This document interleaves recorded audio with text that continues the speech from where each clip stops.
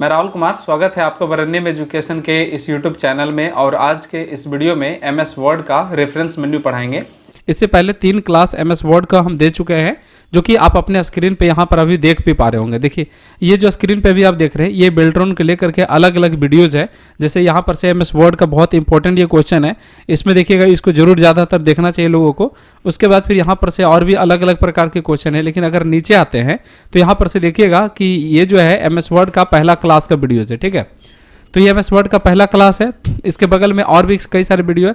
तो पहला क्लास के जस्ट ऊपर जब देखेंगे तो यहाँ पर एमएस वर्ड का दूसरा क्लास है, जिसमें इंसर्ट मेन्यू के बारे में बताए थे। फिर एमएस वर्ड का तीसरा क्लास है, यहाँ पर से आप देख लीजिए कि एमएस वर्ड का तीसरा क्लास है, जो अभी से 9 दिन पहले का ये वीडियो आया हुआ है। तो आप यहाँ पर से ये चीज़ के बारे में देख सकते हैं। तो तीसरा क्लास के बाद रेगुलर जो है सीक्वेंस में क्लासेस नहीं मिला था, तो बट हम आपको बताए थे कि जो है कि सीक्वेंस में वीडियोज़ मिलेगा। बट क्या है कि एप्लीकेशन पे भी क्लास चलता है, वरण्यम एजुकेशन का ऐप्स है, ठीक है, उस पर भी क्लास चलता है। तो उसकी वजह से इसमें सीक्वेंस में नहीं होता है। तो अगर आपको रेगुलर पढ़ाई करनी है बेल्ट्रॉन को लेकर के, मतलब कह लीजिए कि एक टारगेट बना करके रखें कि हमको इसका पूरा प्रिपरेशन करना है, तो वरण्यम एजुकेशन का जो ऐप्स है उससे आप क्लास परचेज कर सकते हैं। यहाँ पर जो आप अपने स्क्रीन पे कई अलग अलग जो वीडियोस देख रहे हैं, ये सभी बेल्ट्रॉन के लिए। इसी में से एक अभी आज जो वीडियो आया है वो 4 क्लास का, ठीक है, यानी कि एमएस वर्ड का चौथा क्लास। इससे पहले देखिएगा, हम जो तीसरा क्लास तक हम डिस्कस किए हुए हैं वो है डिजाइनिंग और पेज लेआउट मेन्यू। यानी कि आप अपने कंप्यूटर में, जैसे अगर आपको नहीं आता एमएस वर्ड ओपन करने के लिए, देखिए सबसे पहली बात आपको बता देते हैं कि आप एमएस वर्ड पढ़िए या एक्सेल पढ़िए या पावर पॉइंट पढ़िए या भी जो भी सॉफ्टवेयर पढ़िए, तो उसमें करिए क्या कि अगर आपके पास लैपटॉप है या फिर आपके पास कंप्यूटर है, तो कोशिश कीजिए कि वो लैपटॉप या कंप्यूटर अपने पास में रखें और ओपन करके रखें। और जैसे जैसे चीज़ों को बताया जाए वैसे वैसे आप करने का प्रयास करें, तो वो ज़्यादा बेहतर रहेगा, समझे।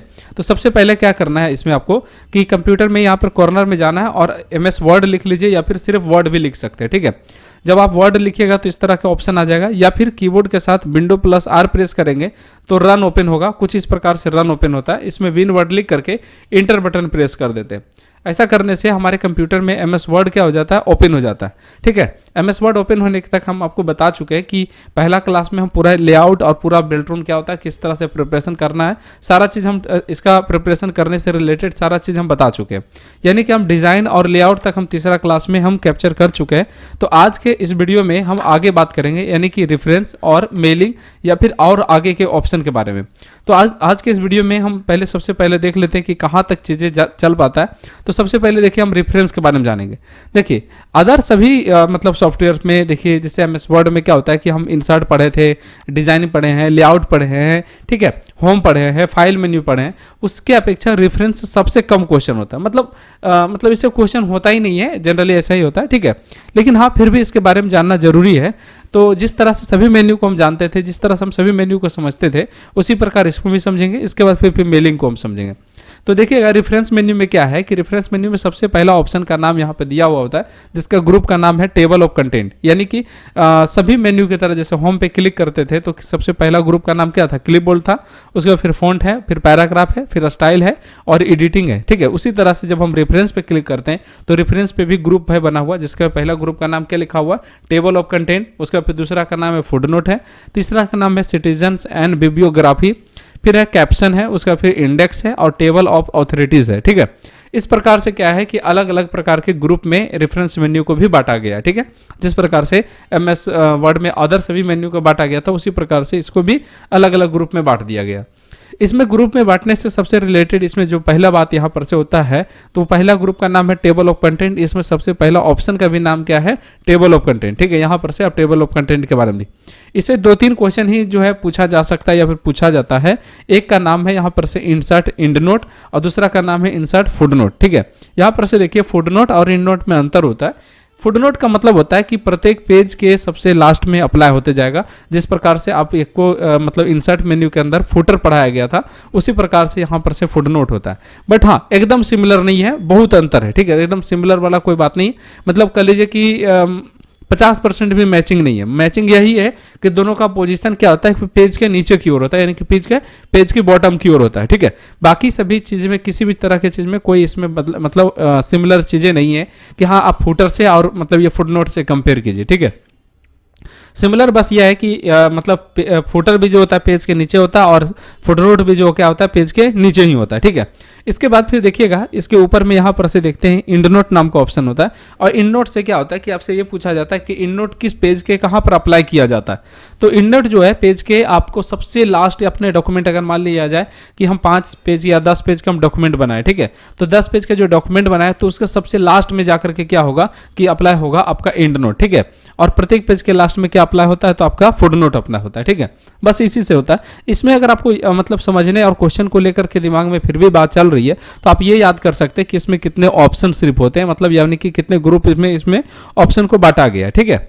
इसके बाद फिर यहाँ पे बिब्लियोग्राफी का कोई इसमें यूज नहीं है। अगर आप नहीं समझ पा रहे हैं इस चीज़ को तो यहाँ पे देखिए ऑप्शन पे क्लिक करके देख सकते हैं, मैनेज रिसोर्स पे आप क्लिक करिए तो यहाँ पर से देखिएगा एक अलग टाइप का चीज़ें बनाता है। ये बेसिकली बता देते हैं कि ये इसका जो काम है ना मतलब रेफरेंस मेन्यू का काम है वो सभी मेन्यू के जैसा ही एक है। जैसे कि कहने मतलब ये है कि जैसे MS वर्ड में होम मेन्यू का काम क्या है, बेसिक सभी काम करना, पैराग्राफ से रिलेटेड और कह लीजिए कि इसमें होम फॉन्ट से रिलेटेड सभी से रिलेटेड इसमें काम करना।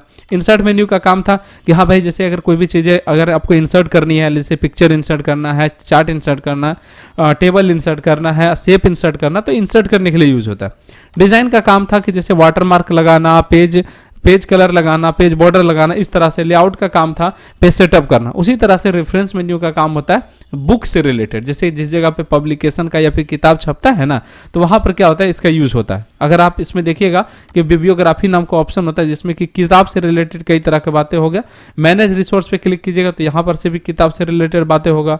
अगर वहाँ पर से चीज़ें नहीं क्लियर होती है, अगर वहाँ से आप नहीं समझते हैं तो यहाँ पर इंसर्ट सिटीजन पे क्लिक कीजिएगा तो यहाँ पे मतलब ऐड न्यू सोर्स नाम का ऑप्शन आता है, ठीक है, जिसमें कि आपसे यहाँ पर देख सकते हैं बुक हो गया और उसका ऑथर कौन है, को ऑथर कौन है, टाइटल क्या है बुक का, किस ईयर में छपेगा, सिटीज क्या, कहाँ से अब वो पब्लिश हो रहा है। जैसे किताब में देखते होंगे कि लिखा हुआ होता है कि पटना का मतलब पब्लिकेशन है, आगरा का है, प्रयागराज जिसको कहते हैं, ठीक है, नहीं आगरा अलग है। और मतलब बहुत सारा किताब आगरा से मतलब लिखा हुआ रहता है, कुछ मतलब इलाहाबाद पहले लिखा होता था, प्रयागराज लिखा हुआ होता है, ठीक है।